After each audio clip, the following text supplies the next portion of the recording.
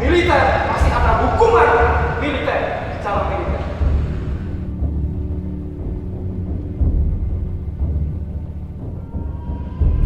Pembinaan mental, latihan kepemimpinan dan karakter. Sehingga yang harus dibina yang pertama adalah mental. Kemudian bagaimana kita menjadi seorang leadership? Kalau yang beragama Islam, kita sudah ditentukan 5 waktu. Sholat berjamaah di masjid. Awali dengan disiplin perorangan. Itu harusnya yang kita lawan. Lawan kepada siapa? Kepada diri sendiri. Gak usah kepada orang lain dulu. Diri kita sendiri kita pimpin. Mampu gak kita bangun pagi? Mampu gak kita mengalahkan nafsu kita untuk enak terus? Karena sejatinya disiplin itu harus penuh dengan pengorbanan diri.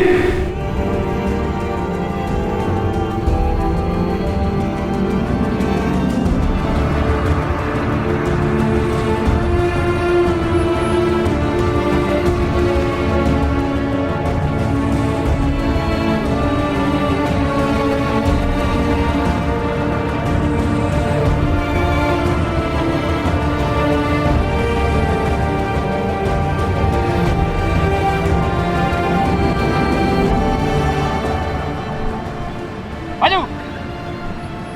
Head!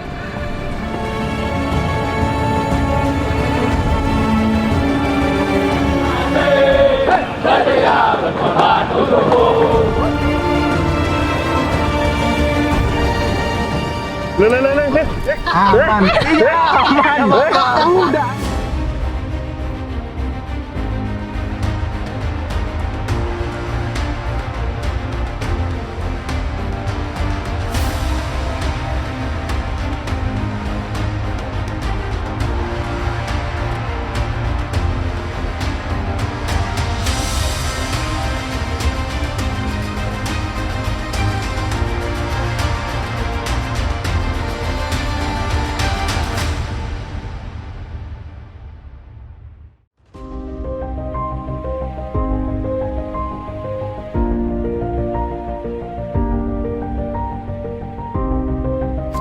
Tujuan kita pada hari ini mengikuti Bintal ya, itu untuk merubah kebiasaan-kebiasaan kita. Jadi ini nanti kita dididik di sana bagaimana kita mendisiplinkan diri satset cepet 2 malam 3 hari di sana, yaitu untuk merubah karakter kita, merubah mental kita yang mungkin kayak biasa santai biar disiplin. Disiplinnya gimana? Contoh tagihan.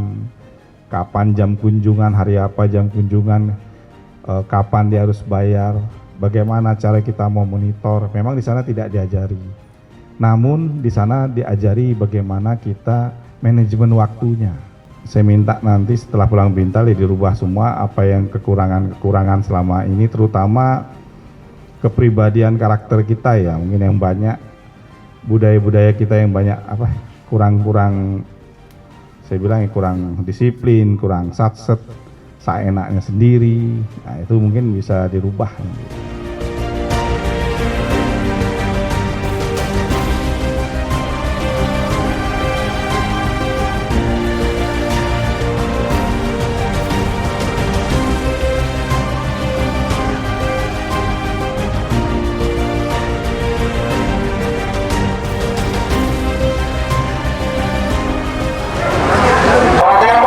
Siap, gerak. Bikin 3 panjat. Tengah kanan, rencang kanan, gerak.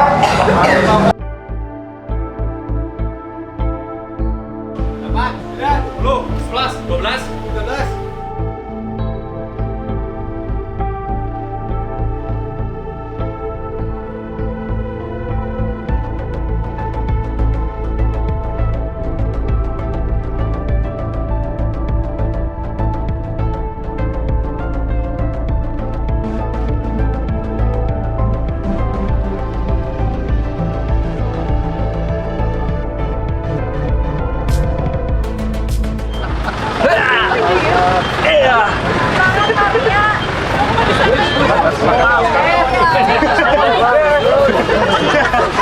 Ayo.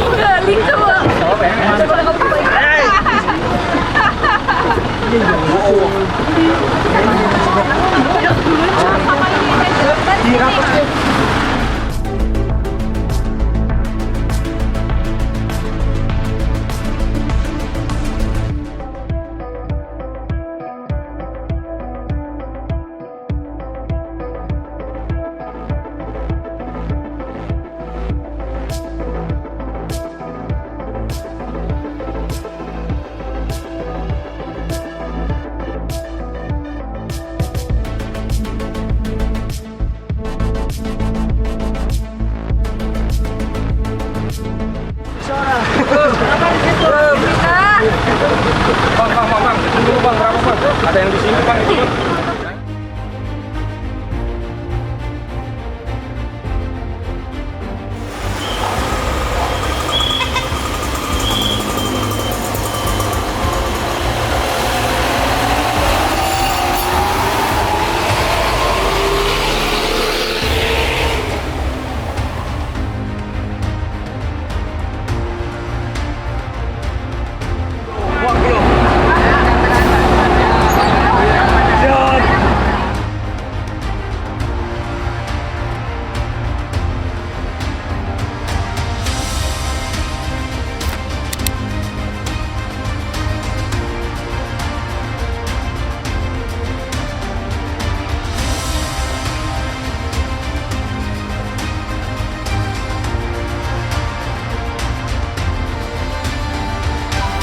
Tidak ada yang merokok selama kegiatan, selama masuk di Satuan Markas Brigifat Dewa Ratna.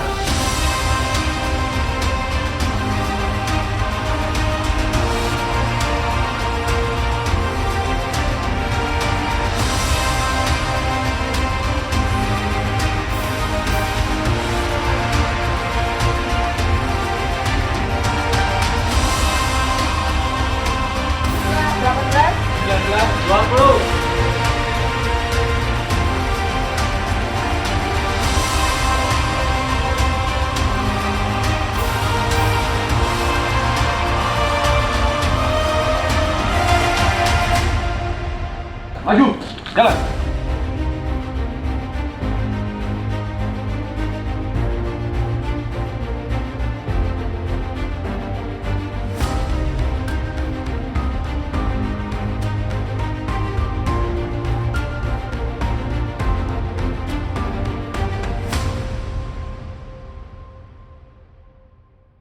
Seluruhnya, latihan.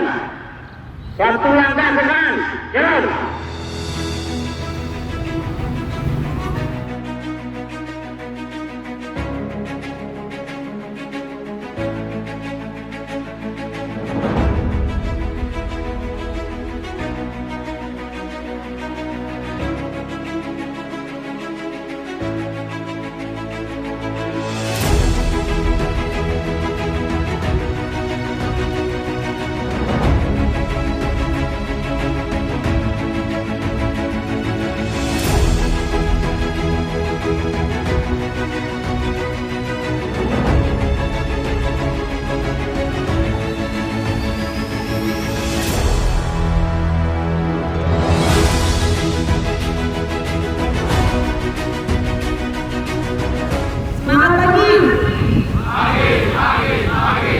Hari ini alhamdulillah kita berkumpul bersama di Brigif Dewa Ratna Selawi.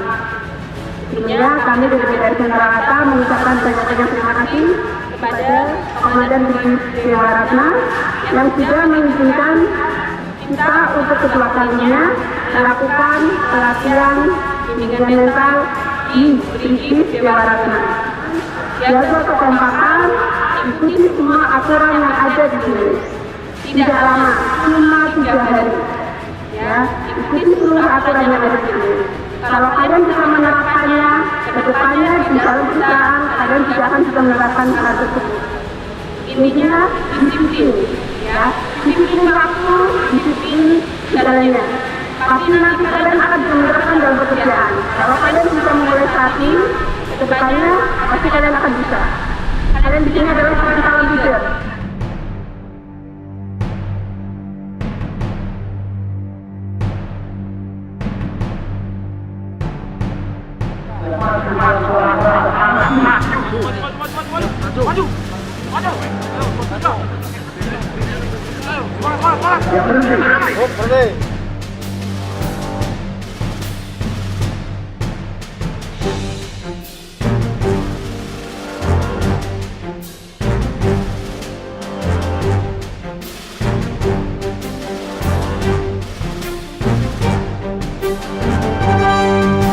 Jaga tinggi supaya saya lihat tangkapan dia bisa dapat. Oke, teman-teman. Oh ya, turun. Kasih turun. Nah. Bergerak selesai. Ya, langsung bergerak senaknya.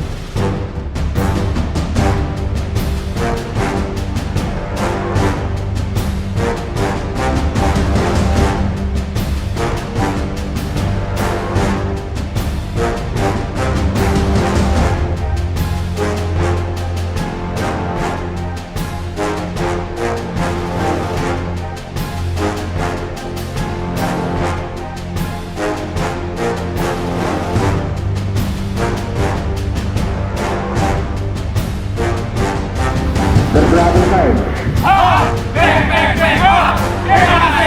Ya, tepuk tangan dulu.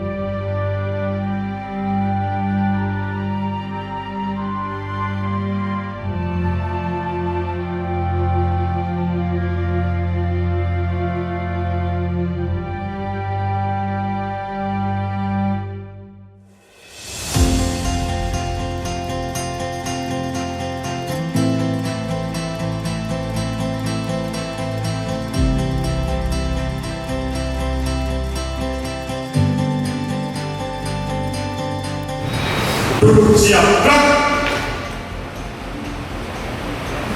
Sekali lagi, berdoa selesai.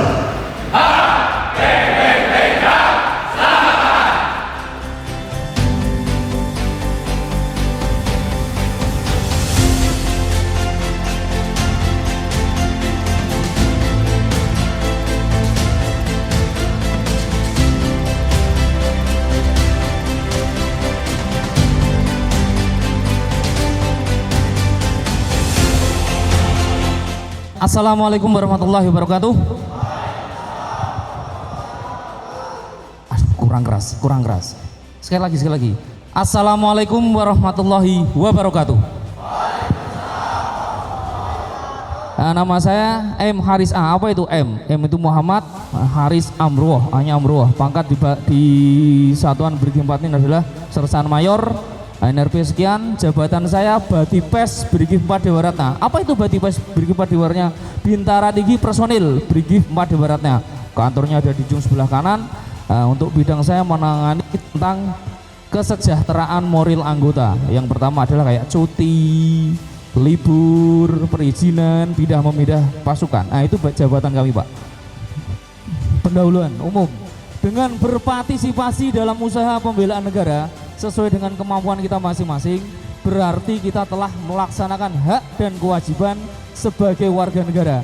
Partisipasi kita ini dapat menunjang usaha NKRI dalam mewujudkan tujuan bernegara dan menjaga kelangsungan hidupnya. Poin B, dalam penjelasan tersebut ditegaskan bahwa upaya bela negara adalah sikap dan perilaku warga negara yang dijiwai oleh kecintaannya kepada negara kesatuan Republik Indonesia yang berdasarkan Pancasila dan Undang-Undang Dasar dalam menjamin kelangsungan hidup bangsa dan negara. Artinya pada saat bela negara itu tidak hanya kita sebagai TNI Polri atau aparat keamanan, yang namanya bela negara dari rakyat maupun dari semuanya warga Indonesia, kita wajib membela negara kesatuan Republik Indonesia. Jadi tidak ada sejengkal tanah pun yang boleh diambil oleh negara lain. Itu haram hukumnya. Itulah kita sebagai warga negara Indonesia wajib membela negara kita kesatuan Republik Indonesia. Apapun itu haram hukumnya. Tidak ada kita didoktrin, tidak ada kita dipecah belah oleh negara lain. Untuk itu inilah kita wawasan kebangsaan sedikitnya sebagai mas-mas dan mbak-mbak kita belajar bela negara. Maksud dan tujuan maksudnya adalah memberikan pengetahuan atau gambaran tentang wawasan kebangsaan dan bela negara kepada generasi muda-mudi untuk mewujudkan karakter jiwa nasionalisme. Kira-kira mas-mas dan mbak-mbak yang ada di depan saya ini sudah ada belum? Rasa nasionalisme sudah ada belum kira-kira? Contohnya apa? Jiwa nasionalisme itu apa? Contoh. Ada nggak yang bisa memberikan contoh jiwa nasionalisme? Contohnya seperti apa? Jiwa nasionalisme sudah ada belum? Sudah ditanamkan belum? Tapi kira-kira kalau yang usianya mungkin kepala 35 ke bawah mungkin dulu ada pelajaran namanya PPKN. Tapi kalau mas siapa ini mas? Ada nggak pelajaran PPKN dulu? Oh sudah. Karena sekarang pelajaran PPKN tidak ada. Akhirnya sekarang itu kita krisis moral, sangat krisis moral. Nasionalisme, gimana mau nasionalisme? Sekarang saja pelajaran PPKN tidak ada, penanaman diri dari sekarang sudah tidak ada. Disadari atau tidak, kami kalau tentara itu kaya Pak, bukan kaya harta Pak, kaya cerita, sugih cerita. Dari Sabang sampai Merauke, tempat-tempat yang pernah ketempati, pada dasarnya sekarang hampir rata-rata rasa nasionalisme itu berkurang. Terbukti dari kelas SD, SMP, SMA kita lihat itu daerah dari Sabang sampai Merauke. Kebetulan kami juga berada di tempat-tempat yang bukan di kota seperti kota besar, tidak. Jadi kalau misalkan kita di Tegal ini, kita ditempatkan di daerah Bumi Jawa yang ujung sana itu. Jadi rata-rata kita melihat itu, jangankan di kota, sampai ke pelosok pedesaan saja, moralnya atau attitude-nya itu sudah sangat kurang. Banyak orang pintar di Indonesia, banyak penemu-penemu profesor-profesor muda banyak, akan tetapi sekarang krisis moral sangat tidak ada sekali. Dengan tujuan terciptanya jiwa nasionalisme yang tinggi terhadap generasi muda yang berdasarkan Pancasila dan Undang-Undang Dasar 45, kita tetap selalu menjunjung Pancasila dan Undang-Undang Dasar 1945. Dan memang itu terjadi, dan pada dasarnya kita sudah mensurvei selama kita Satgas 1 tahun, kita Satgas kemarin terakhir saya juga 1,5 tahun, yang tempatnya kadang sinyalnya timbul, kadang tidak, dan kita harus masuk ke seluruh pelosok. Dan ternyata hampir rata-rata itu sama Pak, sama, nggak usah di Jawa, di sana pun sudah sama, hampir sama, rata. Kalau kita bilang bahasa sekarang adalah Gen Z, ya memang betul Gen Z secara kesadaran ya, tapi kelemahan sekarang adalah krisis moral, attitude sangat kurang sekali. Maka dari itu di mas-mas dan babak sedih yang notabene akan disiapkan jadi leader-leadernya BPR, semoga dengan sedikit pembahasan yang saya sampaikan ini bahwa menjadi pemimpin itu tidak gampang. Betul, tidak gampang, sangat susah. Karena kita menjadi suri tauladan, contoh. Biasanya kalau orang bilang jargoni, iso ngajar ra iso nglakoni. Bisa mengajar tapi tidak bisa mempraktekkan. Allah pak kayak gue kalau bahasa Tegal. Allah bisa ngomong tok yang bisa kayak gue baik. Kelakuannya kayak gue kan kayak gitu ya. Cara orang Tegal kayak gitu. Ngomong tok tapi hasilnya tidak pernah menjadikan contoh bagi anak buahnya. Untuk itu belajar menjadi leader tidak gampang. Silahkan tanamkan apa yang bisa diambil dan apa yang tidak bisa diambil. Silahkan anda yang di depan saya yang notabene lebih pintar-pintar karena sekolahnya tinggi-tinggi, saya rasa anda lebih pintar dan lebih bijak bagaimana cara mengatasinya. Lanjut Pak. Pengertian negara dan bangsa. Negara kesatuan adalah negara yang merdeka, berdaulat, di mana seluruh negara yang berkuasa hanya ada satu pemerintahan pusat yang mengatur seluruh daerah di dalam negara kesatuan. Pemerintah pusat mempunyai wewenang untuk mengatur seluruh wilayah negara meliputi provinsi, kabupaten, kota. Pelaksanaan pemerintahan negara dapat dilaksanakan dengan sistem sentralisasi. Nah, seperti BPR, tidak ada namanya BPR itu pemimpinnya dua, pasti satu. Kalau pemimpin sudah mendua, dualisme, otomatis akan terjadi perpecahan. Itulah makanya di situ ada sistem sentralisasi atau sistem terpusat yang mengatur semua dipimpin oleh satu pemerintah pusat. Nah, kembali ke lingkup kecil kesamaan-samaan semua ini. Nah, di BPR ini nggak mungkin ada 2 direktur, ada 3 direktur. Artinya kalau kebanyakan direktur pangkatnya sama, yang satu pengen A, yang satu pengen B, yang satu pengen C. Anggotanya tolah tongeh lola lolo. Akhirnya apa? Tidak terjadi sinkronisasi. Akhirnya kuat-kuatan pangkatnya podo kok. Ngapain nyong melu-melu kon? Nyong yo duwe kayak kiye. Nah, akhirnya seperti itu. Itulah namanya negara kesatuan dipimpin terpusat oleh satu kesatuan. Unsur negara terdiri dari rakyat yang bersatu, pemerintah yang berdaulat, daerah, wilayah, dan mendapatkan pengakuan dari negara lain. Nah, itulah kita sebagai negara Indonesia itu suatu negara itu negara yang berdaulat, negara yang tidak bisa diatur-atur oleh negara lain karena kita sudah mempunyai aturan dan sesuai dengan aturan negara dimanapun di dunia. Lanjut. Dari 9 gambar ini Pak, kira-kira mas-mas dan mbak-mbak yang ada di depan saya ini kira-kira di Indonesia ini Pak, di negara kita ini ada nggak yang tidak ada? Coba sampean yang sudah pernah keliling Indonesia, di negara Indonesia ini ada nggak di Indonesia yang tidak ada ini? Ada nggak? Ada yang tidak ada nggak kira-kira? Ada kan? Kalau kita lihat ini ada Indonesia, ini ada, ini ada. Coba sampan-sampan lihat di negara Singapura, ada nggak kira-kira ini? Singapura ada nggak seperti ini Pak? Nggak ada. Di sinilah yang perlu kita ketahui sama-sama. Kalau saya bilang saya tidak berani ngomong teori Pak, ini nanti ada sangkut pautnya dengan kekayaan negara Indonesia.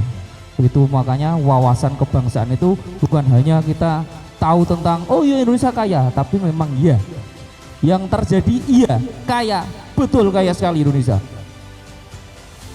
Ini semua ada di Indonesia, dari Sabang sampai Merauke di sini ada. Nah, sedikit saya akan cerita Pak.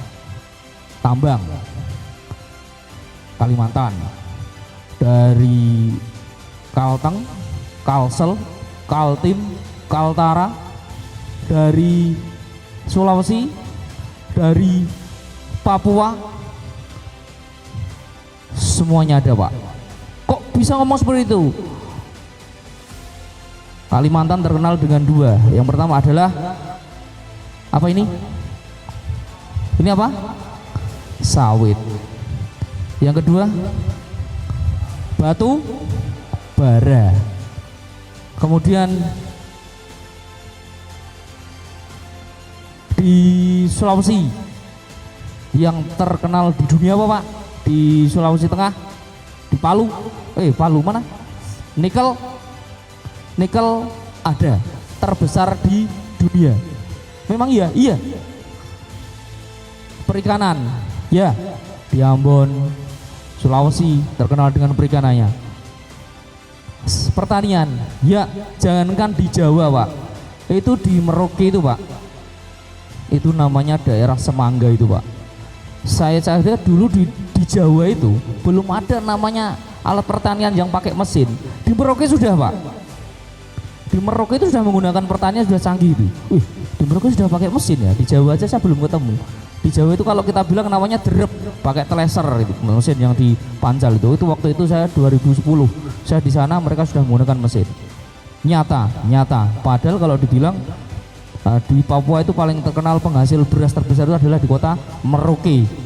Itu sekarang berada di provinsi Papua Selatan. Kemudian setelah di Kalimantan, Kalimantan itu berarti terkenal dengan batu bara. Saya pernah dari Kalbar sampai Kalteng, sampai ke Balikpapan, Sangatta, sampai ke Brau, sampai ke Tanah Tidung, sampai ke Malino, sampai ke Sebuku atau kita bilang Kabupaten Nunukan. Pernah dengar? Itu di situ di samping sawit juga ada. Kemudian batu bara besar, kalau kita bilang kita nggak usah gali-gali, Pak, cukup digini-gini aja ini itu sudah hitam. Artinya apa? Negara kita tuh lengkap dan itu tidak ngarang-ngarang, Pak. Betul. Kita lanjut ke Sulawesi, nikel terbesar sedunia, salah satunya itu. Lari lagi ke Papua. Nah, kalau berbicara Papua menarik, Pak. Bicara Papua sangat menarik. Sangat menarik bicara Papua. Dari Papua Selatan sampai Papua Tengah pegunungan, sampai daerah Sorong, sampai daerah Manowari, Bintuni, kemudian kemarin yang saya tempati peninggalan penjajahan Belanda, Pak. Bayangkan, Belanda tahun 1900 sekian, 60-an kah berapa itu, dia sudah bisa menemukan minyak. Nah, setelah jajak pendapat kalah, tempatnya di daerah Kecamatan Meyadu. Nah, di situ tuh minyak. Jadi setelah mereka kalah itu kan diambil Indonesia, itu kan ditimbun semua itu, berarti minyak-minyaknya sumurnya itu ditimbun semua. Padahal bayangkan tahun 1960-an dengan sekarang 2024 saya pulang, lebih bagus 1960 daripada tahun 2004. Bayangkan sekarang tambah parah lagi tuh, jalan dari kota Bintuni menuju ke Kecamatan Mayado, dari Sorong, Maibrat sampai ke Bintuni. Nah, salah satunya pertambangan gas cair terbesar di Indonesia. Tahu di mana, Pak? Gas cair terbesar di Indonesia. Ada yang tahu di mana? Di kota mana? Ada tahu juga? Sudah pernah dengar belum? Gas cair terbesar di Indonesia ada di kota Bintuni, tepatnya di Kecamatan Sumuri. Gas cair terbesar di Indonesia. Siapa yang ngelola? Tahu? Siapa yang ngelola tahu? Inggris. Saya sudah masuk, Pak. Makanya saya tidak berani ngomong teori. Saya sudah masuk, saya sudah melihat canggihnya minta ampun, Pak, itu perusahaan. Ya ada perusahaan di Indonesia ngalahkan itu. Itu di daerah kota, daerah pelosok, kita drone aja masuk, jatuh. Saking canggihnya itu Inggris itu. Itu pertambangan, perikanan. Itulah Indonesia. Saya sampaikan seperti ini bahwa biar rekan-rekan tahu, tidak hanya kita membuka saja, tapi saya hanya sedikit cerita saja, menyampaikan apa yang sudah pernah saya lihat, yang sudah saya pernah injak. Ternyata Indonesia itu yang disampaikan Pak Presiden Prabowo kaya, betul kayanya. Bukan cuma kaya-kayaan, sangat kaya. Kaya sekali, iya. Dan itu memang iya. Kebetulan saya dari Kalimantan juga sudah masuk Ambon juga sudah, Sulawesi sebagian, sampai ke Papua. Bahwa Indonesia itu kaya, sangat kaya. Nah, kemudian setelah kita tahu negara Indonesia itu sangat kaya, Pak, kita sangat kaya, bukan kayak saya ngomong ini bukan ngarang-ngarang. Saya hanya berpangkat sersan mayor, saya hanya berpangkat bawahan, tapi apa yang saya lihat, mungkin saya tidak akan menyampaikan ke satuan atas, tapi ini hanya sedikit saja kita bercerita, sedikit saja kita memberikan apa yang sudah saya pernah lihat, apa yang akan dilakukan sebagai generasi penerus bangsa. Kira-kira apa, Pak? Lanjut, Pak. Seperti ini, tawuran, betul nggak kira-kira, Pak? Terus hasilnya apa kalau kayak gini? Nah, lanjut, tawuran lagi. Lanjut, pengrusakan fasilitas umum. Kira-kira kalau fasilitas umum dirusak, yang rugi siapa, Pak? Ya uang siapa? Ya uangnya sampan-sampan semua ini, uang rakyat, uang kita semua ini yang kita bayar pajak. Nah, ini. Dan rata-rata sedikit saja yang saya sampaikan kemarin masalah demo. Rata-rata anak sekolah pas ditangkap, kamu ikut demo itu tujuannya apa? Nyong orang ketipak, nyong toko malu-malu bayi. Iya jal. Kira-kira gimana? Kalau saya sebagai TNI silakan ada demo, tapi jangan seperti ini. Yang rugi adalah kita sendiri. Contoh satu gedung DPR misalkan dibakar misalkan ya, misal atau satu sekolahan itu dananya nggak mungkin cuma 1 juta 2 juta 100, pasti MM-an. Nah dari situlah yang rugi adalah kita sendiri. Kalau saya mahasiswa demo, monggo silakan demo, yang penting jangan seperti ini. Ini merusak, silakan demo. Nah, karena kemarin demo di Tegal itu lucu, demo lihat-lihat kita, balik lagi. Sebenarnya saya tahu namanya orang demo itu mau ada TNI kek, mau ada Polri, demo saja. Betul tidak Pak? Lah iya, demo itu demo saja, silakan monggo. Aspirasi sampaikan. Kalau perlu bagaimana pajak biar turun, nah kita juga ikut senang ya. Itu ya. Lanjut. Nah, pengerusakan ketemu lagi, penjarahan. Apa enggak? Gimana coba? Nah, lanjut. Penjarahan lagi. Ya itu terjadi kemarin. Lanjut. Demonstrasi siswa lagi. Dan rata-rata yang ikut demonstrasi bukan kalangan dari mahasiswa, anak sekolah yang tidak tahu apa-apa ditangkap. Kamu tujuannya apa? Saya tidak tahu Pak, saya ikut-ikutan saja Pak, saya cuma ikut-ikutan teman, pokoknya ikut rame-rame. Nah lanjut. Nah sekarang ini narkoba. Ini ternyata besar. Narkoba Pak, memang betul tidak masuk di wawasan. Ini tadi ada sangkut pautnya dari kita rasa nasionalisme. Kalau sudah kita tawuran, kita narkoba, terus kira-kira apa yang kita akan lakukan untuk negara ini? Kalau sudah narkoba ini. Nah, ancaman melalui media. Nah, ini saya tidak cantumkan di informasi, fitnah, penyesatan, provokasi, pengalihan isu dan pembunuhan karakter. Nah, sekarang kita lihat Pak. Sampan mas-mas dan mbak-mbak saya doakan semoga menjadi orang yang kaya, baik kaya hati maupun kaya harta, artinya cukup. Nah sekarang kita bicara saja, andekan ya Pak ya, sampan kaya atau ibu-ibu kaya sekali, di rumah itu kaya, terus rumah itu tidak ada satpamnya, tidak ada sekuritinya, kira-kira kemungkinan besar dimaling tidak Pak? Kemungkinan besar dimaling tidak Pak? Dimaling kan? Nah, artinya kalau dimaling berarti kita butuh atau satpam atau security, betul tidak? Nah, ada security satpam saja kita bisa dimaling. Artinya apa? Berarti ini lingkup kecil. Saya kalau sudah jadi kaya, amin, saya doakan semua yang di depan-depan ini jadi orang yang kaya, baik kaya hati maupun kaya harta, yang penting berkecukupan. Sudah kalian sampai jadi orang kaya, tapi sampai tidak membentengi bahwa akan terjadi orang kaya tidak lindungi dengan keamanan, pasti akan terjadi kriminal, maling, perampokan dan sebagainya. Nah, pada dasarnya negara kita yang kaya ini Pak, kalau tidak diimbangi dengan pertahanan yang kuat, ya jelas dihajar sama negara-negara kuat. Nah sekarang sama lihat perang antara Rusia Ukraina, perang antara mana Israel dengan mana ini Iran kemarin. Ada nggak yang perangnya konvensional? Tahu nggak perang konvensional? Perang terbuka? Hampir tidak ada Pak. Ini perlu ketahui. Kalau bicara kita membahas tentang alutista Pak, pertahanan itu menarik.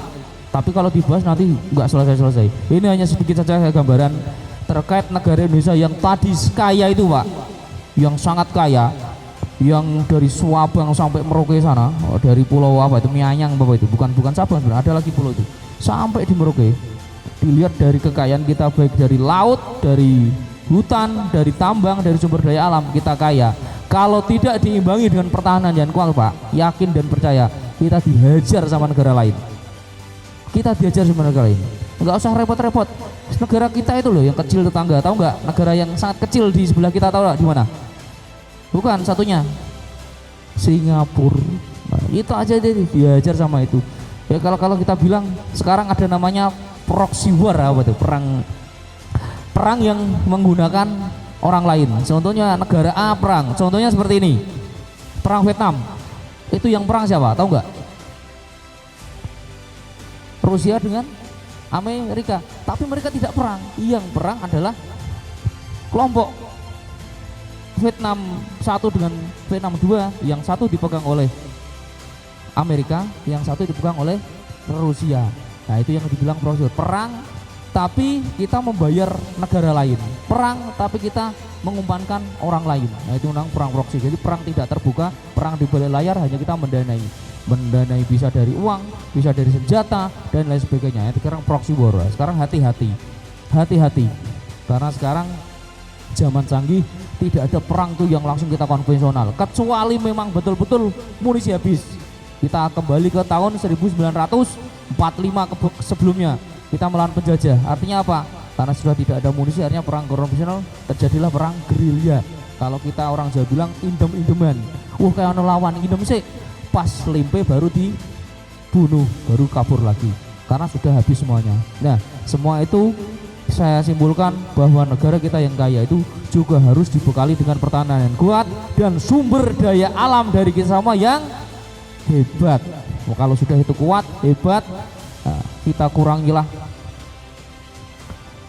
Nah, itu lihat, menggunakan domestik otonomi daerah khusus, pemekaran lingkungan hidup, HAM, demokrasi dan lain sebagainya, saling curiga, meragukan Pancasila. Ini yang awal mulanya akan menjadikan negara kita negara yang runtuh. Apalagi negara kita pulau-pulau yang terjadi banyak pulau, banyak suku adat dan lain sebagainya.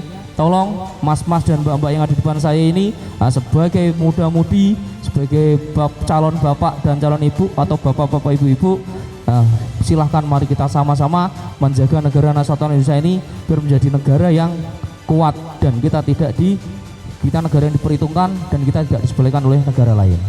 Jaga keindonesiaan kita. Tak ada gunanya kita makmur dan modern namun kehilangan fundamental dan yang terbaik dari bangsa kita.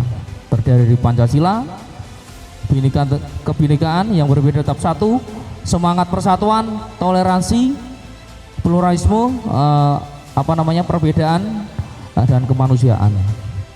Nah, apa yang tadi saya bilang, Indonesia kaya akan sumber daya alam dan maju. Saya tidak berani berbicara, sekarang banyak korupsi, sampean sudah tahu semuanya. Iya, memang iya. Di mana negara maju, korupsinya meraja lela. Sekarang pemberani, logika enggak? Kira-kira kalau tikus sama ular menang mana, Pak? Jelas menang ular ya, Pak ya. Tapi di sini pemberani, walaupun jelas mati, yang penting dia berusaha untuk melawan. Artinya apa? Kita juga harus jadi yang pemberani. Sudah kita tahu kita kalah, tapi jangan pasrah. Minimal ada perlawanan. Nah, contoh seperti Indonesia dengan Rusia dengan Ukraina. Itu kalau kita adu itu anak kuliah diadu dengan anak SMP, Pak. Kira-kira menang mana? Anak kuliah diadu anak SMP menang kira-kira? Iya, ini sama. So, Rusia dengan Ukraina itu kalau adu gel-gelan itu Ukraina selesai gitu. Nah, karena ya itu tadi kembali lagi proxy war, di belakangnya siapa? Amerika. Pemberani, udah tahu bakal mati, tapi minimal dia melaksanakan perlawanan. Jadi kalau kita hidup itu jangan jadi manusia yang pasrah, Pak.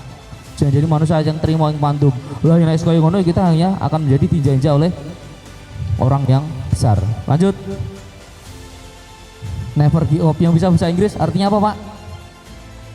Nah, ini sudah dimakan, tapi tangannya burung ini masih cekek. Jadi sudah tahu saya akan mati. Minimal kalau kita tinju itu, Pak, tinju boxing. Wah, ini lawannya saya kalah ini. Ya terus jangan kalah terus dipukul KO. Minimal kalau dia mukul 3 kali kita bisa mukul sekali. Artinya apa? Jangan mudah menyerah. Jangan mudah putus asa.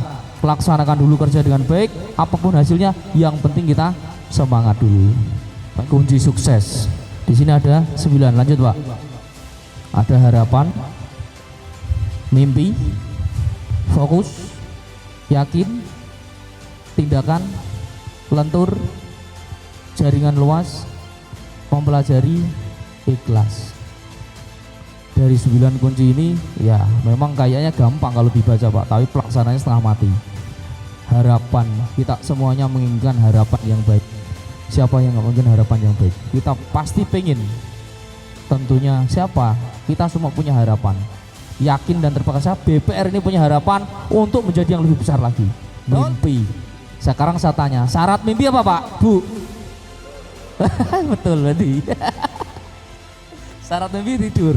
Berarti kalau untuk memperoleh mimpi yang baik harus tidur yang baik. Berarti kalau mau tidur yang nyenyak berarti tidurnya diatur yang baik. Kita sudah biasa lelehan dan sebagainya, akhirnya tidurnya tidur buruk, mimpi buruk terus. Untuk memperoleh mimpi yang baik kita harus tidur dulu. Sebelum tidur kita harus cuci muka, gosok gigi dan lain sebagainya. Ya betul, saya tak bilang tadi, ternyata jawabannya betul. Syarat mimpi harus tidur. Nah, itu hanya sebatas gambaran, tapi bapak-bapak dan ibu tahu syarat mimpi tidur. Lanjut. Fokus ya, fokus dengan satu tujuan. Misalkan sampai nanti di BPR itu ya fokus, sudah waktunya harus kalau kita bilang biar bagaimana caranya dapat orang nabung lebih banyak, ya harus fokus dulu. Belum satu lagi selesai. Fokus dulu pada satu tujuan, biar nasabahnya banyak. Nah seperti itu. Lanjut. Yakin. Kita harus yakin dulu. Besok pasti kita dengan menggunakan metode yang seperti ini, yakin ini nasabah bagus. Kita harus menggunakan promosi yang banyak dan sebagainya biar nasabah kemudian di BBR Arta sentral di Tegal. Nah, kita harus yakin dulu untuk membesarkan sebuah bank sentral yang ada di Tegal BBR. Lanjut. Tindakannya apa? Ya silakan. Tindakannya berarti kita juga tidak hanya cuma yakin tanpa tindakan ya, kita hanya seperti kata merindukan rembulan, hanya duduk di tempat, jalan di tempat. Lanjut. Fleksibel Pak, yang tadi saya bilang kita harus fleksibel, lentur, tidak bisa seperti tiang yang linggis yang seperti besi itu nggak bisa digoyahkan. Sekali waktu kita juga harus melunak. Biar apa? Misalkan ini bapak ini kan, wah bapak ini kayak linggis nih. Mau ketemu tak gili Pak, piye aja jalan ini. Wih, mesti aku naik ngadep Pak, mau melaporan wabong kan, enggak seperti itu kan. Ya seperti jadi kita fleksibel Pak. Bagaimana cara merayu nasabah kan seperti itu. Saya yakin ini bapak-bapak ini kayak cara merayu nasabahnya pinter, apalagi yang mbak-mbak yang di tender, selamat siang bapak. Walah, ada kayak aku seluntur terus melewat dan akhirnya terpincut. Nah, jadi fleksibel, kita harus lentur, ya kadang bisa kencang, bisa ini fleksibel. Lanjut. Jaringan yang luas, koneksi untuk mendapatkan informasi yang banyak, mendapatkan jaringan, mendapatkan teman, dan dari manapun sumbernya kita bisa mendapatkan jaringan luas. Biar apa? Biar mempermudah kita untuk memperoleh informasi. Lanjut. Dipelajari. Setelah punya jaringan, dipelajari. Setelah dipelajari, biar apa? Biar mau eksekusinya gampang, dieksekusinya gampang. Kalau kita mau menyelesaikan sebuah masalah, kalau kita tidak pelajari, gusur-gusuh, ketemunya ya zong. Betul tidak? Nah, harus dipelajari. Lanjut. Nah, ini paling bacanya apa Pak? Bu, dibaca apa ini? Apa? Gampang ya Pak, ikhlas. Ilmu yang paling di dunia yang paling susah ya ini. Ngomongnya gampang, ikhlas, pelaksanaan nih, halah dobol. Contohnya bapak ini dengan bapak ini teman baik. Wah, pas teman ini aku minta tolong dong ini nih, wah bantu dengan ikhlas hati. Giliran bedik-bedikan, wah Jan, orang ajar buajian kan, seperti itu kan. Wah kayak aneh kan itu kalau baca ulang. Dibantu rak matur nuwun. Nah, ilmu ikhlasnya hanya hilang semua itu loh. Jadi ilmu ikhlas ini tidak bisa diungkapkan dengan kata-kata. Ikhlas itu hanya ada di sini. Yang tahu kita sama Tuhan. Makanya ilmu itu yang kelihatannya sepele ini. Wah aku ikhlas. Yo pas kita konconan, pas bendian, biajian, kakek aneh ya. Pasti seperti itu. Betul tidak? Ayo, jangankan ini kiai. Kalau kiainya setengah-setengah saja, ilmunya aja masih belum. Apalagi yang kiai-kiainan atau kita ini yang iman-iman tipis tisu. Allah, ikhlas itu sekarang. Nanti kalau pas bendian ya ikhlasnya hilang. Apa ikhlas? Kakeane tak bantu rak mikir picek matane, bahasa Tegal kayak kuwi. Picek matane kon ya. Nah, seperti itu.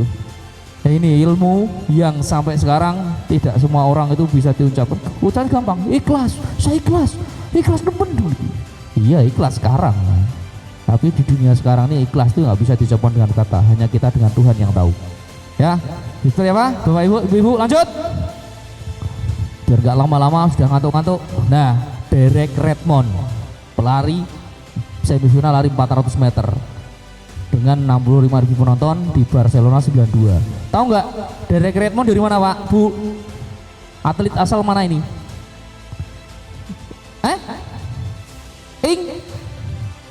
Inggris. Derek Redmond. Kenapa dia kok seperti itu? Sesaat setelah bunyi pistol gler, dia lari melesat, kencang sekali, 175 meter kurang finish, dia kena hamstring di sini Pak. Akhirnya dia jatuh. Tapi apa yang terjadi setelah itu? Lanjut. Dia paksa bangkit dengan penuh kesakitan. Bapaknya dari kursi bilang, "Nak," bahasa Tegalnya, "wes toh, kue mandek kok, kue ra mungkin menang. Sudah, kamu berhenti, kamu gak akan bisa menang." Dia menjawab, "Tidak, aku harus berlari sampai finish." Artinya apa? Yang dia bawa, lanjut. Yang dia bawa bukan cuma membawa dia, tapi membawa pesan dari rakyat atau pemerintah, bahwa kemenangan itu tidak mutlak kita harus jadi nomor satu. Paling tidak kemenangan ada di hati rakyat. Sebaliknya, rekan-rekan yang ada di depan saya ini, kemenangan rekan-rekan yang akan jadikan leader bukan cuma kemenangan karena hanya mendapatkan keberhasilan tanpa anak buahnya tidak bilang, "Oh, bapak itu memang hebat, luar biasa." Itu yang kemenangan sungguhnya. Daripada sama, "Oh, bapak itu memang seperti ini." Nyatanya anggotanya di belakang, Allah, kelakuannya kaya ngono, pahit, pelit dan lain sebagainya. Nah, itu saya rasa bukan kemenangan. Kemenangan yang sungguhnya adalah kemenangan yang betul-betul kita bisa menangkan hati rakyat dan memenangkan sebuah prestasi. Jadi pesan moralnya adalah, lanjut, selesaikan tugas dan kepercayaan yang telah diberikan kepadamu, baik dari negara maupun pemerintah, walaupun tidak menjadi yang terbaik, tapi selesaikan dengan air yang baik dan membanggakan. Pesan dari kami adalah, menjadilah calon-calon ini, karyawan-karyawan BPR ini, semoga bisa menjadi loyalitas yang baik untuk BPR, bisa memajukan BPR, bisa membesarkan BPR, kompak, solid, saling mendukung, tidak saling menjatuhkan. Satu orang dalam satu perkumpulan menjadi sengkuni, ya hancurlah semuanya pasti hancur. Jadi artinya apa? Kita harus solid, kita harus kompak. Untuk apa? Lanjut. Hadapi segala rintangan dan jangan pernah hilang harapan, karena ketika kamu masih memiliki harapan, disitulah kamu memiliki masa depan. Jaya dan sukses selalu BPR Sentral Arta Tegal. Tepuk tangan. Lanjut. Selamat belajar para penerus bangsa negeri ini, menanti karya-karya besar Anda. Dan cukup sampai di sini. Saya rasa Bapak dan Ibu silahkan diambil saja poin-poin yang baik. Yang tidak baik silahkan tinggalkan. Tujuannya adalah Bapak-bapak di sini selama 2 malam 3 hari, kalau mengeluh pun percuma, mengeluh pun tetap dilaksanakan, tidak mengeluh pun dilaksanakan. Kalau saya, ya wis, daripada sampean-sampean gerutu, ujung-ujungnya loro hati Pak. Kehidupan dalam dunia seperti ini gak enak. Karena saya sudah bilang dari awal, baru kali ini saya jadi protagonis. Biasanya saya menjadi antagonis. Yakin kalau saya jadi pelatih itu gak enak. Bener, saya jadi pelatih gak enak. Saya tadi sama Bapak Solikan bilang, sampean kan yang stop op, sampean yang galak. Saya tidak mau, karena saya jadi saya sekali-sekali jadi peran protagonis. Artinya apa? Ambillah sisi-sisi baiknya, jadilah calon leader yang baik, jadilah calon-calon leader yang bisa diandalkan oleh BPR dan anggota sampean semua. Itu saja dari saya tidak membuka pertanyaan. Semoga apa yang kita paparkan, apa yang kita sampaikan tentang pengetahuan kebangsaan itu ada poin yang bisa diambil oleh bapak-bapak dan ibu semuanya. Itu saja. Mungkin saya duduk di sini bukan sebagai yang pintar, tapi saya hanya sedikit memberikan gambaran bahwa Indonesia itu kaya. Iya, sangat kaya sekali. Karena saya sudah menginjak, saya sudah melihat, saya sudah masuk. Ternyata iya. Tinggal kita sebagai warga negara Indonesia, bisa enggak kita meneruskan perjuangan para senior kita yang sudah mendahului. Itu saja akhir kata, tidak panjang lebar. Kalau panjang kasihan ibunya, kalau lebar kasihan bapaknya. Akhir kata, wabillahi taufiq wal hidayah. Wassalamualaikum warahmatullahi wabarakatuh.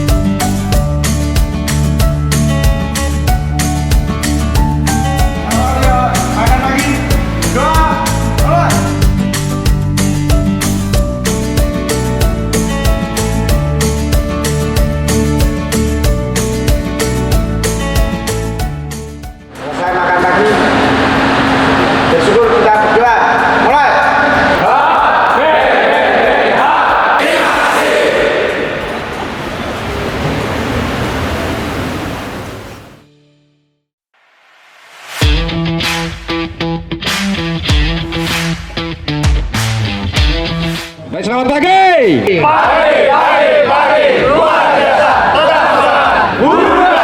Siap sempurna Pak, seperti ini Pak. Pandangan lurus ke depan, dada dibutuhkan Pak. Bisa Pak ya? Bisa. Menghadap. Izin jalankan kegiatan berikutnya. Kerjakan.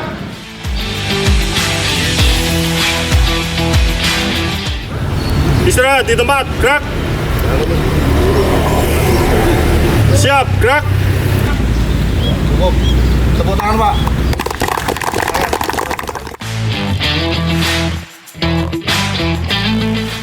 Lempar ke belakang badan baris sampingnya Pak. tengah lengan, goncang kanan. Gerak. Kanan. Gerak.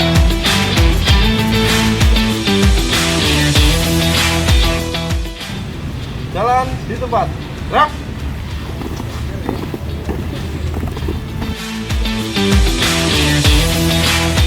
Kanan. Gerak. 1, 2, 3. Genggamkan tangan gini, terus dada dibusungkan ke depan. Nggak boleh gini.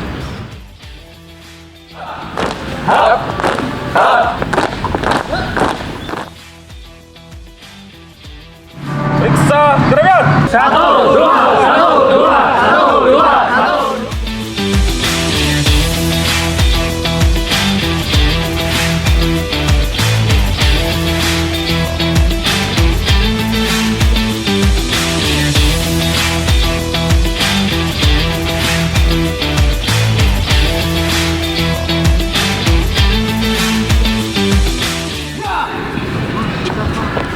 Mana suaranya ini? Kalau jatuh,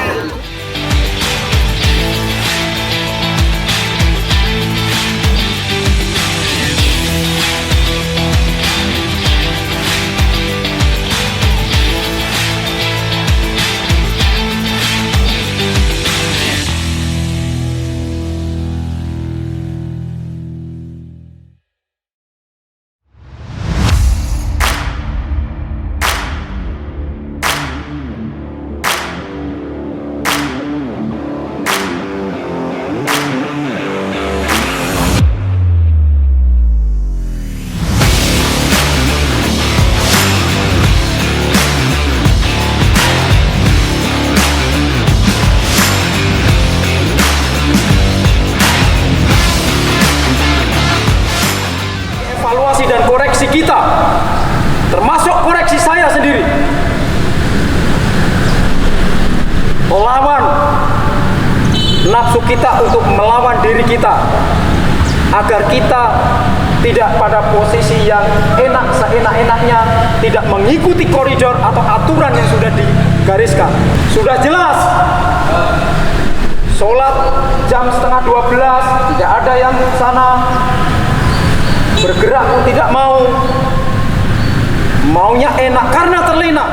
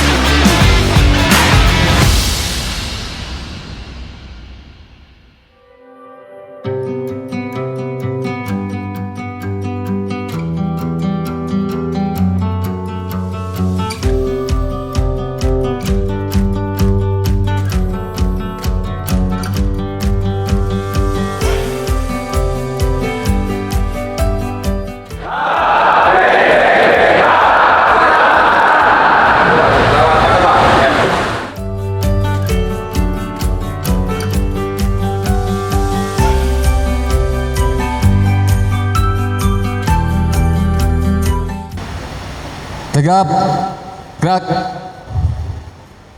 Mulai Pak. Oke, peloton 1, siap. Selamat malam. Malam. Luar biasa. Tetap semangat. Selamat malam. Malam. Tetap semangat. Cek sound. Ha.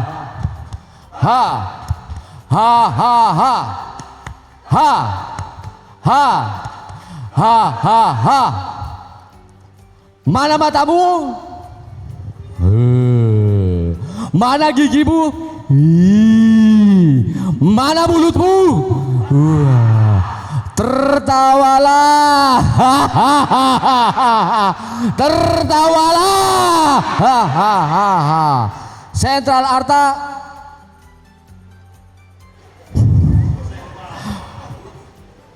Adakah Sentral Arta di matamu? Adakah Sentral Arta di hatimu? Mana dia? Ini dia. Mana dia? Sentral Arta maju, jalan.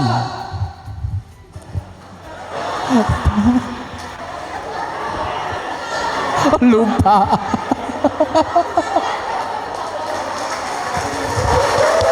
Sekian Pak. Tidak apa-apa, yang penting kan berani dulu. Yang penting berani dulu. Mana matamu? Loh, Ali. Mana matamu? Wah. Gitu Pak ya. Terus apa lagi? Mana gigimu? Mana gigimu? Tertawalah.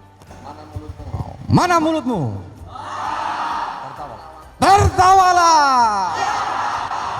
Tertawalah. Oke, tepuk tangan dulu.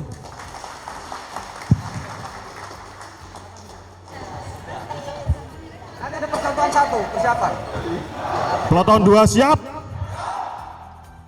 Selamat malam. Luar biasa. Tetap semangat. Selamat malam. Luar biasa. Tetap semangat.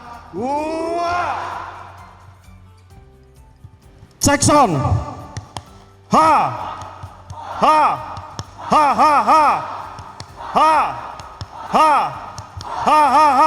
Sekali lagi. Cek sound.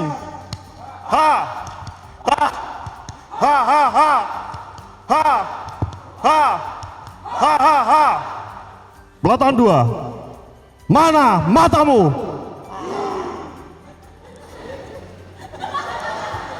Sekali lagi. Mana matamu?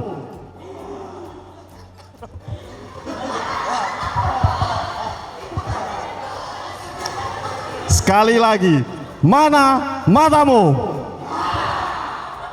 Mana gigimu? Mana mulutmu? Tertawalah.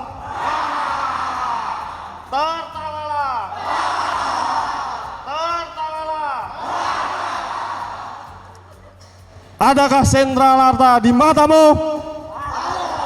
Adakah Sentral Arta di hatimu?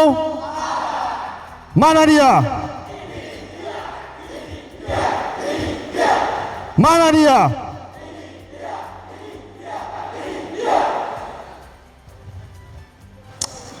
Sentral Arta maju, jalan.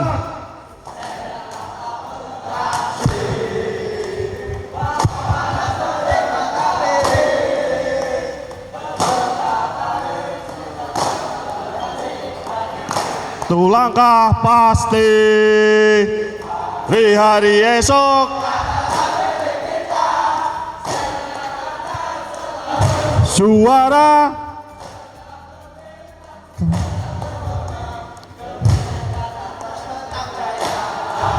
marilah kawan, mari kita kabarkan. Marilah kawan, mari kita kabarkan.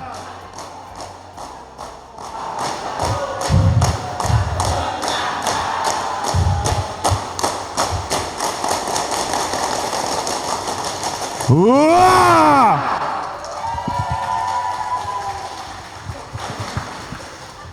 Are you ready? Yes, sir. Selamat malam. Malam. Luar biasa. Tetap semangat. Huha! Satu kali lagi biar tambah semangat. Selamat malam. Luar biasa. Tetap semangat. Huha! Cek sound. Ha.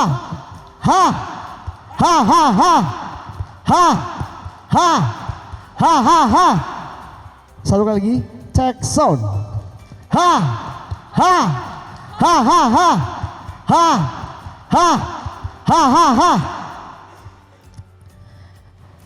Mana matamu?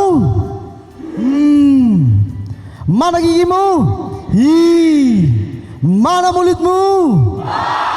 Tertawalah, tertawalah, dan tertawalah. Adakah saudara harta di matamu?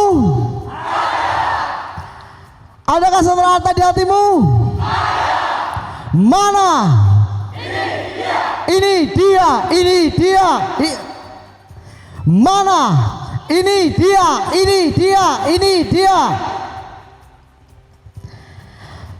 BPR Sentral Harta maju jalan.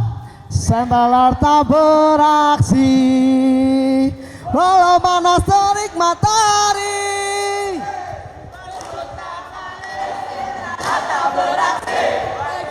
Itu langkah pasti. Hei, adalah milik kita. Sentral Harta selalu juara.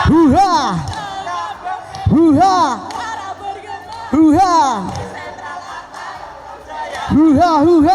Marilah kawan, mari kita nyanyikan sebuah lagu tentang kebenaran. Marilah kawan, mari kita nyanyikan sebuah lagu tentang kebenaran. Siap, gerak. Sentral Harta sikap berangkat. Satu kali lagi ya, buat terakhir. Sentral Harta sikap berangkat. BPR Sentral Harta unggul. BPR Sentral Harta unggul. Sentral Harta. Terima kasih. Ini giliran saya ngecek ini. Konsentrasi. Cek sound.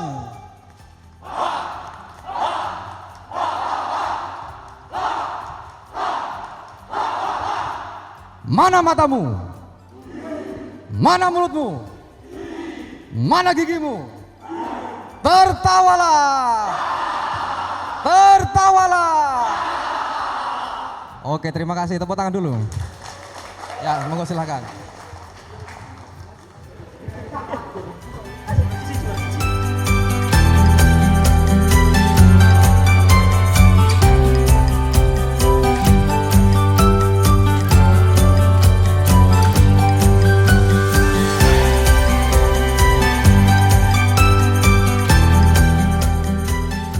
Peran pemimpin yang pertama. Jadi seorang pemimpin itu memiliki peran. Jadi bukan hanya pemimpin saja. Ya, tentu ada perannya di situ. Yang pertama apa? Menetapkan visi dan tujuan. Harus memiliki visi dan tujuan.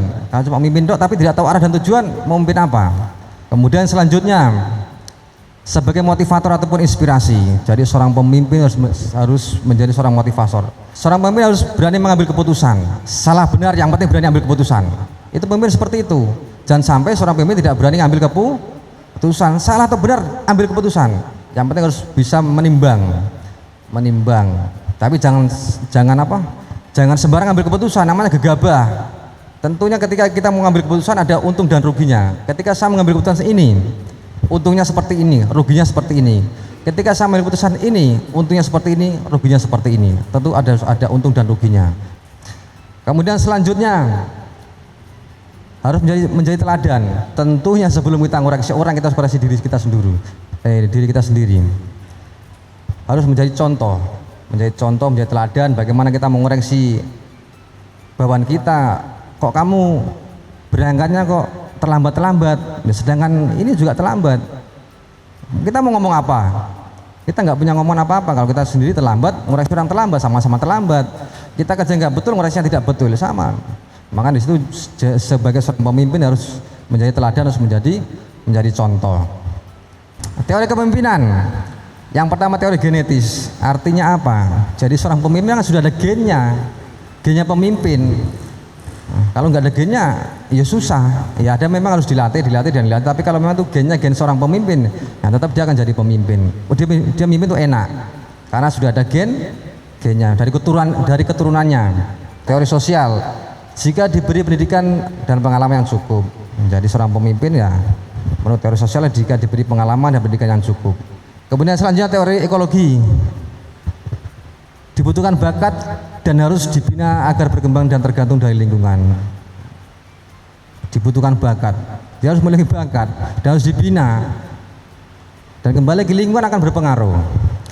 Kemudian selanjutnya karena situasi, menjadikan pemimpin ketika berada dalam situasi tertentu karena yang bersangkutan memiliki kelebihan yang dibutuhkan pada situasi tersebut. Karena situasi, mungkin dulu pada saat zaman Pak Harto, kemudian dari Pak Harto kemudian Gus Dur gitu, mungkin karena situasi karena mungkin politik kan beda. Kalau politik agak susah, agak rumit dipikirkan, saya nggak mampu mikir barang itu.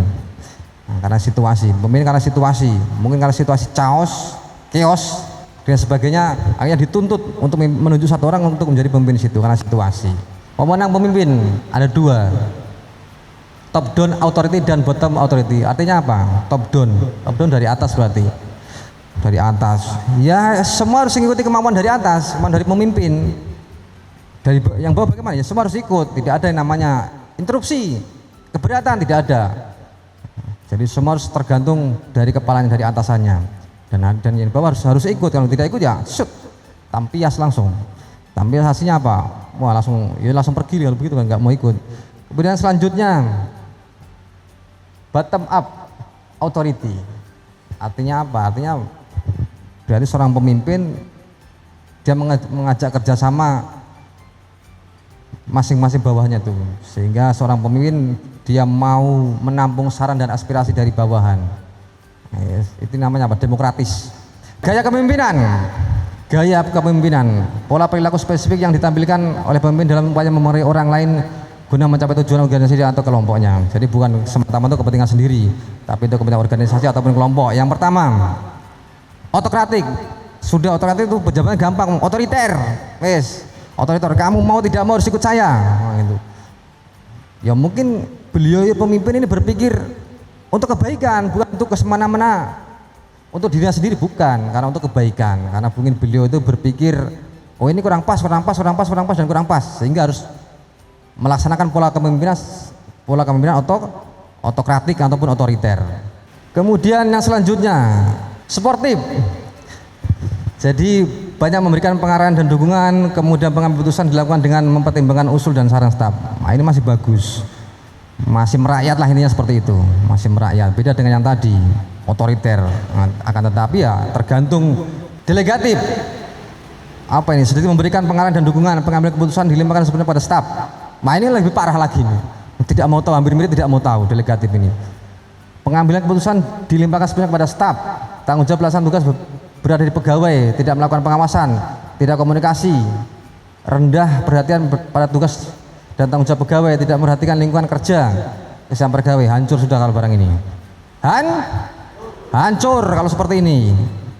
Kalau otoriter masih mending lah karena untuk tujuan bagus. Tapi kalau ini kan pemimpinnya pola kepemimpinan yang aneh-aneh ini, yang tidak masuk akal. Akhirnya apa? Ujungnya tumbang.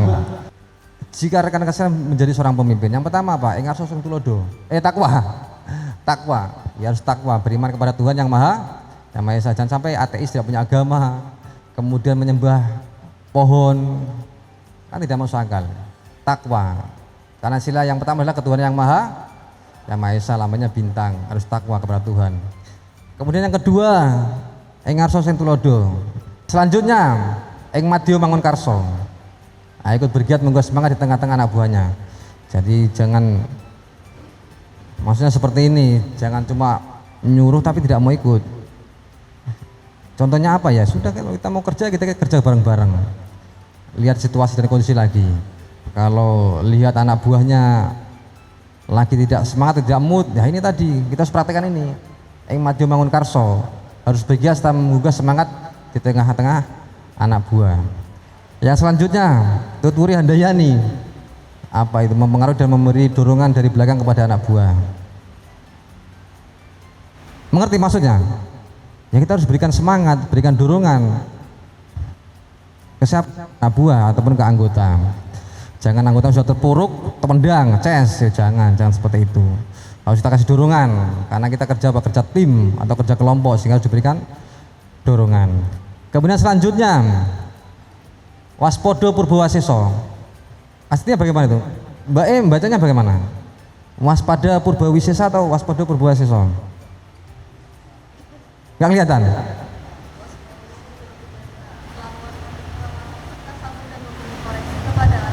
Ya itu tulisan itunya seperti itu. Tapi kalau saya belajar bahasa Jawa itu waspodo purbawaseso.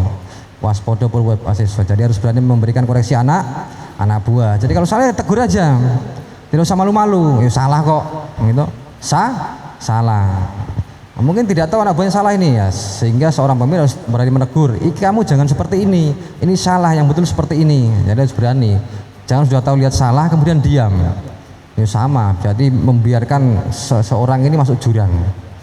Sudah tahu masuk jurang dibiarkan, jangan. Kemudian selanjutnya ambek parama arto. Kalau kita belajar bahasa Jawa itu ambek parama arto. Karena arta itu tidak ada arta orang ini, orang Bandung. Orang Jawa itu arto. Ambek parama arto. Dapat memilih dengan tepat mana yang harus didahulukan, sehingga ada mana yang harus sebagai prioritas. Yang diprioritaskan yang mana? Mungkin karena untuk mungkin keputusan A, oh ini prioritasnya seperti ini nih, harus punya prioritas. Ataupun mungkin CB2 seperti ini. Nah, tentunya masing-masing pemimpin harus punya prioritas. Mana harus dikerjakan duluan? Mungkin ketemu kerjaan ada 5 ini. 5 pekerjaan. Urgen, agak setengah urgen, santai-santai. Nah, tetap yang urgen kan didahulukan, betul. Nah, kalau skala mementingkan skala prioritas. Selanjutnya prasojo, nama bis. Jadi kan pernah nama bis prasojo, pernah ada? Belum. Kalau dari Semarang ke Rembang itu atau ke Surabaya itu ada bis itu, namanya bis prasojo. Nah, bis itu judulnya prasojo, ya artinya seperti ini. Tingkah laku yang sederhana dan tidak berlebih-lebihan. Jadi seorang pemimpin harus sederhana, tidak boleh berlebihan, tidak boleh hedon. Kalau bahasa sekarang kan itu hedon. Kemudian selanjutnya satya, sikap loyal yang timbal baik dari atas terhadap bawahan terhadap atasan. Intinya loyal itu bukan loyal ke atas saja, loyal ke atas dan loyal ke samping. Kita ke atas juga loyal dan sama, atas ke bawahan juga loyal. Jadi tidak boleh semena-mena, tidak boleh mentang-mentang. Jadi harus seimbang, horizontal dan vertikal harus seimbang, tidak boleh semena-mena. Selanjutnya geminastiti, tidak boleh boros. Jadi masih ingat kita diwengi sing gemi tur nastiti to le ngono. Jadi masih ingat Pak? Ya itu jadi tidak boleh boros, tidak boleh berlebih-lebihan. Karena kalau saya dulu belajar agama itu Tuhan itu paling tidak suka yang berlebih-lebihan. Makan ya cukup aja. Makan tuh kalau berlebihan kira-kira nikmat apa tidak? Dia tidak nikmat karena apa? Terlalu berlebihan. Makan yang setengah-setengah saja. Setengah kenyang dan setengah lapar, itu paling enak. Tapi kalau kita makan banyak sekali itu bluken sampean, akhirnya apa? Kenikmatan akan hilang. Kenikmatan akan menghilang dengan sendirinya. Kenapa? Karena terlalu kenyang. Kemudian selanjutnya bloko, yaitu kemauan untuk kerelaan dan keberanian untuk mempertanggungjawabkan tindakan-tindakannya. Sehingga apa yang kita perlakukan atau kita perbuat, kita harus berani bertanggung Tanggung jawab, jangan menghindar dari tanggung jawab. Ya kalau kita salah ya ngaku salah aja. Sudah kita salah menghindar, oh bukan saya ini. Kemudian selanjutnya legowo. Legowo berarti kudu ikhlas. Jadi harus ikhlas. Dasarnya tadi ikhlas. Nah, gak ikhlas mau jadi apa? Jadi pimpinan harus ikhlas. Sampai sini ada pertanyaan? Sudah kah? Loh sudah padahal. Sekian dan terima kasih. Tepuk tangan dulu.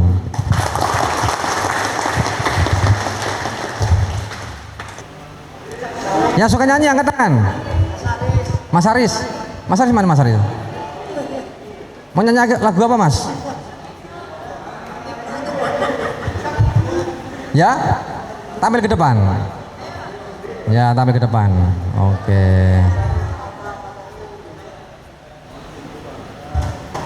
Ya, tepuk tangan buat Mas Bro. Lagunya apa? Lagunya apa? Boleh bebas apa harus dangdut Pak? Pokoknya bebas, seneng lah, sesuai dengan suasana hati lah. Karena kalau orang menyanyi kalau tidak cocok dengan suasana hati kan nggak bagus, betul?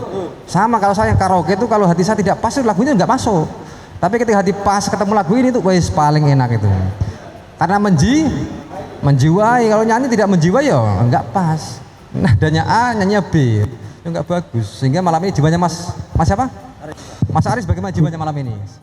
Melankolis, sahdu, galau. Oh galau. Biar ikut semua kita kasih mau mere. Mau mere. Oke mau mere. Mau mere apa tak bola balik? Mau mere. Mau mere dulu. Berarti berdiri. Oke berdiri silahkan monggo berdiri. Ya.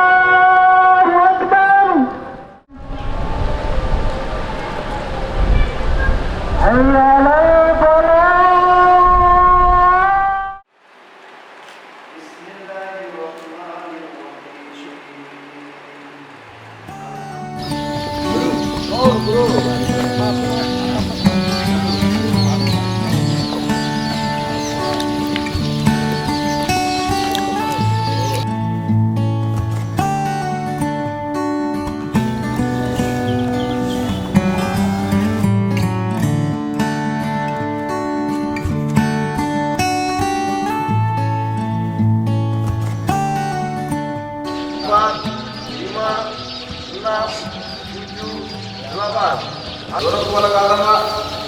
1, 2, 3, 4.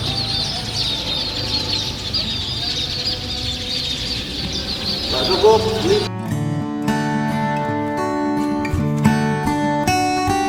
Akan menggunakan kedua tangan. 1, 2, 3, 4, 5, 6, 7, 8. Ke belakang Pak, tarik. 1, 2, 3, 5. 1, 2, 3, 6. 1, 2, 3, 7. 1, 2.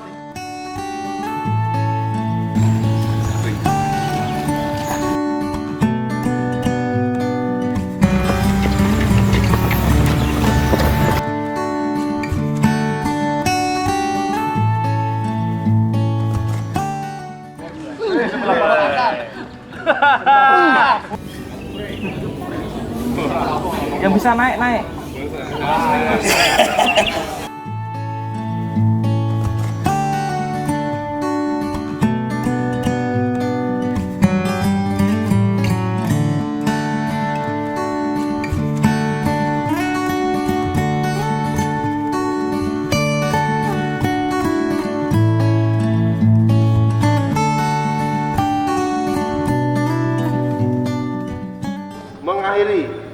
kegiatan senam pagi hari ini. Berdoa mulai. Doa selesai. Setelah saya istirahatkan langsung menyesuaikan Pak. Istirahat di tempat. Gerak. Langsung ke barak saya Pak. Siap.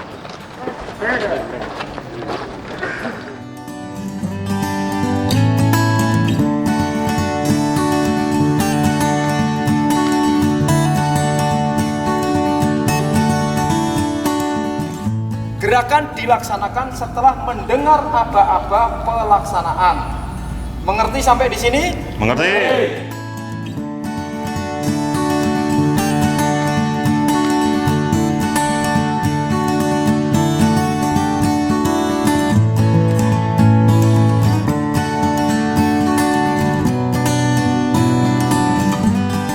Indah. 1, 2, 3. 1, 2, 3. Ya, tepuk tangan buat Hugo dan bisa dimengerti? Dan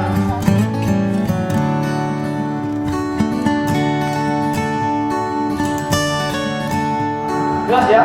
Ada kesempatan berpikir bagi pelaku atau peserta. Jelas ya? Diulangi lagi. Istirahat di tempat. Istirahat di tempat. Gerak. Ya. Duduk siap. Gerak. Berdoa mulai.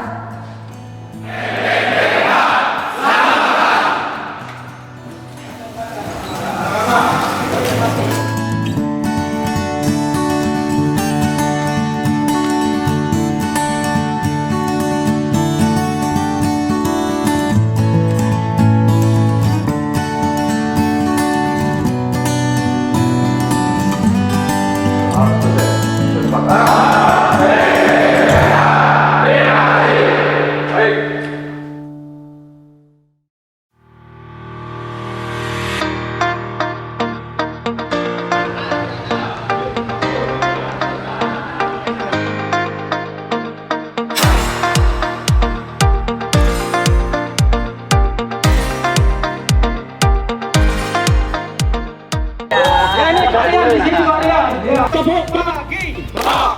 Tepuk pagi. Kalau sore berarti 2 kali. Tepuk 1,5. Tepuk 2. Iya. Kali lagi. Benar salah. Rumusnya benar salah. Oke. Kanan. Mundur. Mundur. Maju. Iya, ada yang salah. Siap. Benar, salah, benar. Kanan. Kiri. Maju.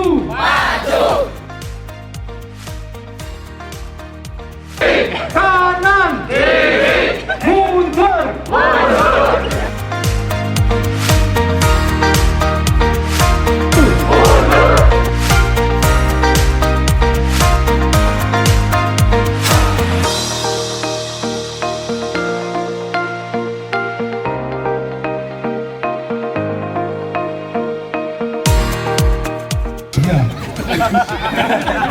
Berani nggak? Masih berani? Siap, berani. Ya, oke, balik kanan. Oke, kita buktikan. Ya. Oke, pejam mata, masih pejam mata.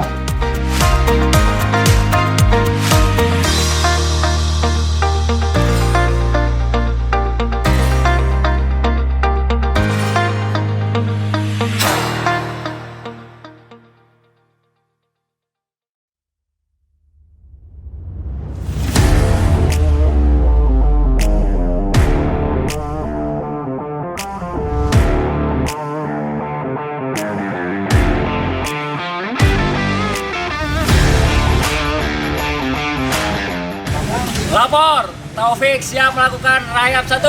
Kerjakan. Kerjakan. Tarik tangan, dorong kaki. Dorong kakinya, dorong. Kakinya ini bondor. Kakinya tekuk. Kaki ya, maksudnya. Tangan dulu baru kaki ya. Kita kakinya langsung tarik. Kakinya tarik ya.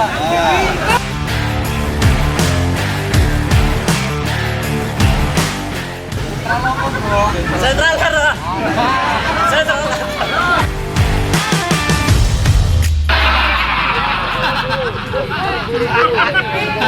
Satu ya, tarik ya, tarik. Tangan, kaki maju. Pelan-pelan, jangan buru-buru. Terus, selesaikan.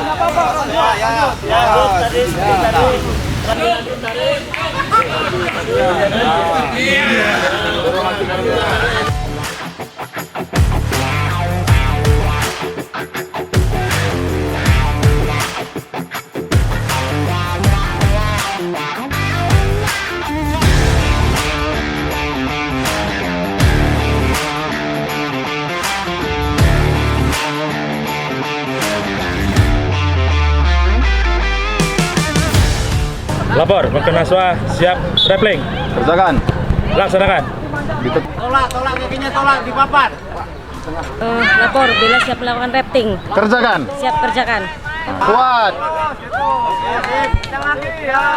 Terus, tolak. Lapor, Putih siap rappling. Kerjakan. Kerjakan. Ditekuk, tekuk. Ya, lompat.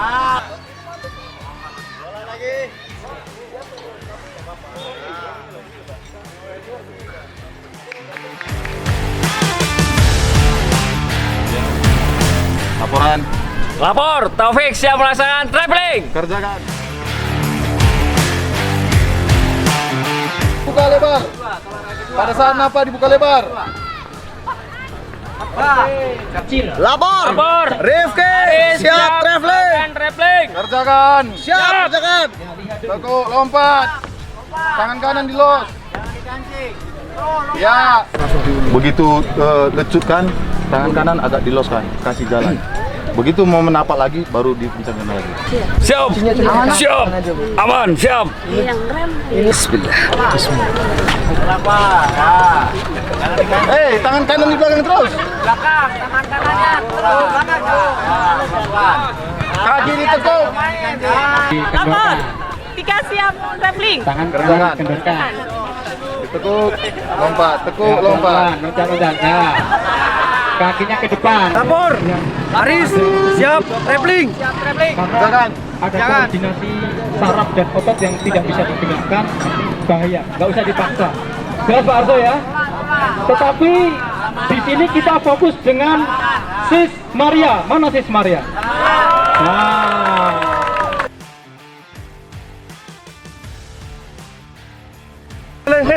Aman. Ya, aman. Udah aman. Enggak apa-apa. Aman. Udah, turun aja. Aman. Dan diteguk laporan. Ya, terus. Laporan. Belum. Terus. Enggak apa-apa. Terus, jangan dulu, jangan. Jatuh nanti. Terus. Ya, keren. Guys, keren. Ya, bisa. Nunggu ke bawah turun satu. Ya, nah, laporan. Lapor. Twinta siap berangkat. Kerjakan.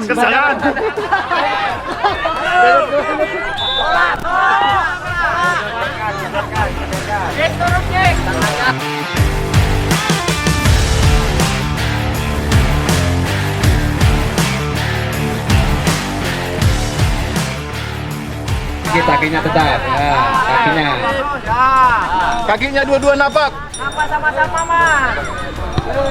Ip, tangan kanannya Ya, betul. lepasin. Sama-sama napaknya. Tapi nggak tahu. Tangannya tetap seperti itu. Tangan kanan agak keluar. Kaki Kakinya tetap dibuka. ditekuk. Kaki dibuka. Kakinya tetap ditekuk. Kakinya. Kaki dibuka. Kakinya tetap. Kakinya tetap di depan. Nah. Paun, jangan terlalu kakinya di ditarik. depan. Paun, jangan terlalu ditarik. Yo, turun. Lepas tangan Marin. Lepas. Tangannya lepas. Lepas. Jangan kejepit itu. Nah. Aman. Wes yakin, Mas. Sabar. Yakin sama tali. Ya. Mampu nih. Oke. Turun ke ayo papan. Nah, pelan-pelan. Ya. Nah, enggak apa-apa. Wes yuk. Nah, terus. Alika siap. Ya, laporan. Lapor, Mona siap traveling. Ya, go. Ya pelan-pelan sambil tumbuk. Nah, enak kan?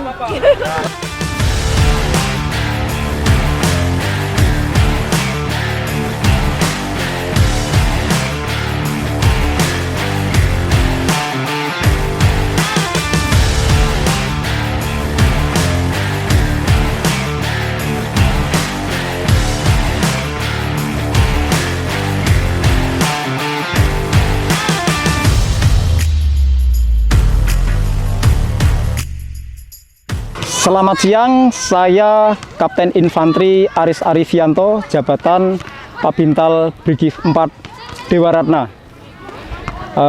Menyampaikan di sini bisa kita lihat bersama-sama Brigif 4 Dewa Ratna telah bekerja sama dengan PT BPR Sentra Altra untuk melaksanakan kegiatan pembinaan mental dalam rangka melatih kepemimpinan dan juga building karakter atau pembentukan karakter.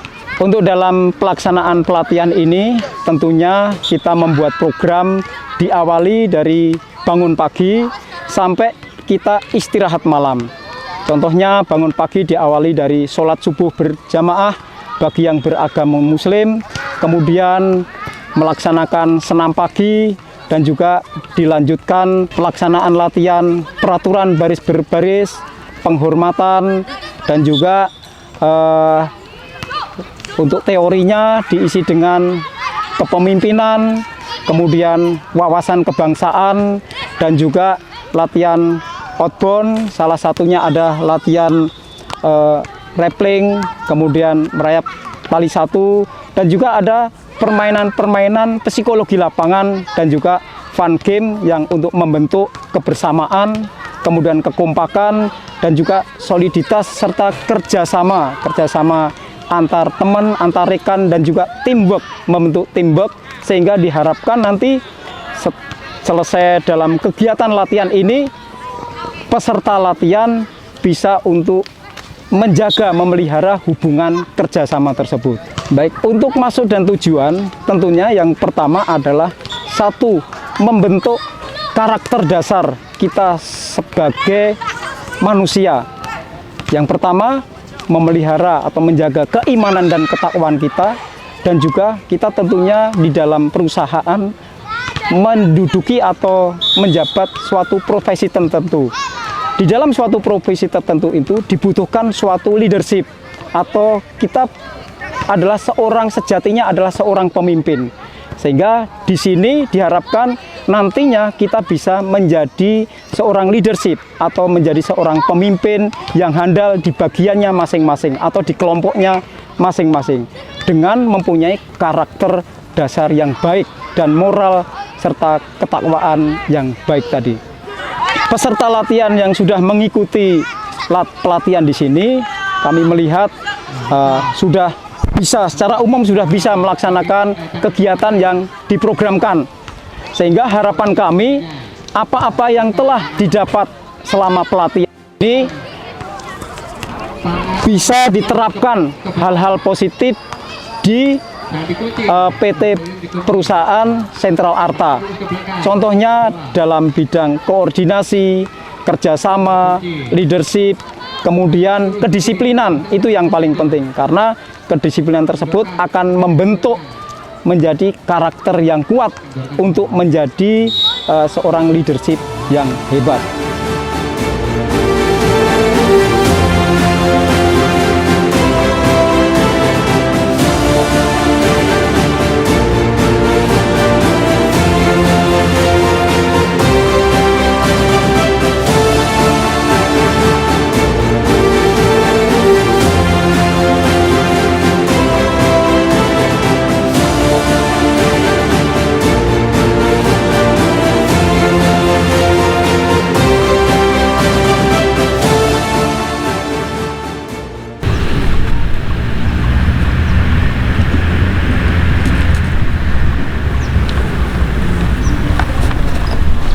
Aplikasikan dalam tugas dan tanggung jawab Anda di institusi. Jadilah pemimpin yang cerdas, disiplin, bertanggung jawab, dan bertanggung jawab Tunjukkan perubahan sikap dan perilaku positif yang mencerminkan jiwa kepemimpinan sejati serta menjadi teladan bagi rekan-rekan lainnya. Dengan mengucap alhamdulillahirabbil alamin, maka kegiatan latihan dasar kepemimpinan perbankan ini secara resmi saya nyatakan ditutup.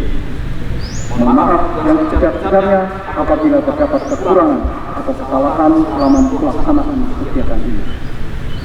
Wabillahi taufiq wal hidayah. Assalamualaikum warahmatullahi wabarakatuh.